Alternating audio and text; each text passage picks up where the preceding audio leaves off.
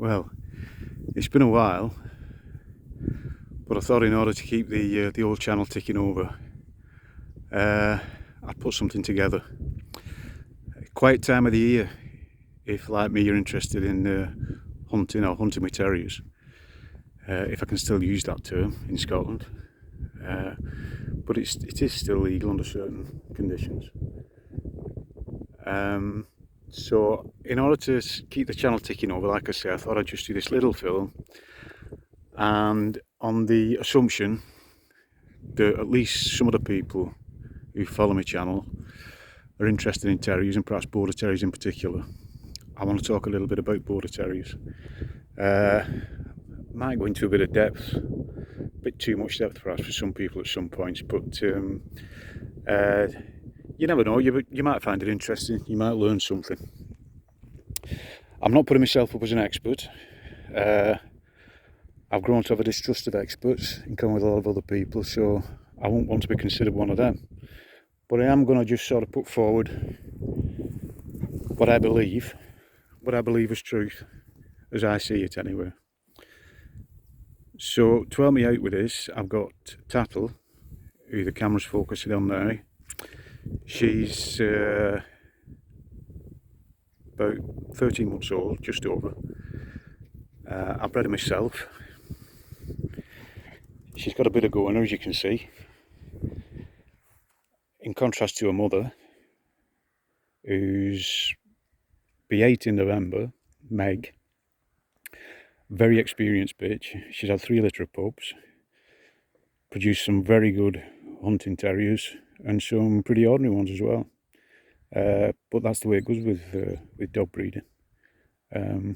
Unless you're a real expert who can sort of guarantee that every pup you breed is going to be a stormer, which apparently there are people out there who can do that. Good luck to them. I'm not one of them, because I live in the real world. Anyway, border terriers. These 2 terriers here did do a reasonable job of illustrating some of the divergence in type within the border breed. If you look at young Tattle, you'll see that she pretty closely fits the old Jack Russell ideal of 14 inch at the shoulder and roughly 14 pounds in weight, which I'm not going to go down that rabbit hole. But anyhow, that was a statistic that was quoted for years and probably still is, regardless of whether you take it with a pinch of salt or not. Her mother, on the other hand, is a bit different. She's longer than she's tall. She's got that bit of flexibility and length in her back, and she's a bit broader in the chest. So you can see the similarities between them, but you can certainly see the differences as well.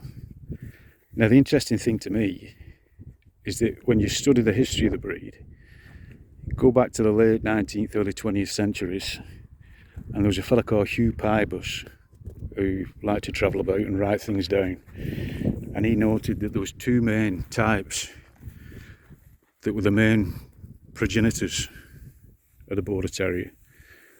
One was what they call the North Tyne type, and the other was the Coquetdale type. Now, the North Tyne type was said to be similar to the modern border, but they were racier, or they were racy, leggy, narrow, and with a bit more length in the muzzle. The Coquetdale type, up on the shew ears, they were a bit smaller, broader in the head, shorter in the face, and often they had a soft top knot. These 2 types were put together, and that was where the bulk of the bloodlines for the border breed as we know it came from. Interesting to me is that these 2 types can still throw up, because you see it, well, once you've got your eye in at least, you see it often in the breed. These 2 different types still cropping up, and I'm looking at one of them there. That is a pretty good rendition of a North Tyne type border terrier. Leggy, narrow, bit of length in the muzzle, and a mother, who's partly obscured by grass there, she's more of a mixture. I would say she's between the 2. But this little thing here, she's very definitely North Tyne type. And as I said, there are breeders today, knowingly or unknowingly, they're focusing on one or the other. Either I would say that the modern rendition of the Coquetdale type border tend to be broader in the head, shorter in the muzzle, have what I call a bit more marrow, a fuller bone, so that they look slightly heavier perhaps. And then there's the breeders who are favouring the North Tyne type, which you've got to be careful of producing terriers from that line that are very, very leggy. I've seen terriers that sort of provenance that are 17 inches at the shoulder, way too big for either showing or working really. With the Coquetdale type, with modern breeders and modern food and feeding, some of those get really heavy, really big sort of staffy type heads, very broad shoulders, and a big throughout. And again, they're too big for showing and too big for breeding, so too big for working really. When you bear in mind that the original Border Terrier was bred for bolting foxes. Maybe some of them would kill a fox, but primarily the job was bolting foxes from ground like you're looking at now, hill ground. And top weight for a border was about 16 pound, and a lot of them were a lot less than that, and probably better for it when it came to bolting foxes. I'm speaking to you from Galloway, southwest Scotland, and the country here is very similar to the ground that the border originated. And we've got Langhaman, Newcastle turnabout, just over an hour's drive east of here perhaps, and that was some of the main points for the Liddesdale foxhounds. And the Liddesdale foxhounds were sort of instrumental in the development of this breed. So it's still, even here in Galloway, kind of the local breed.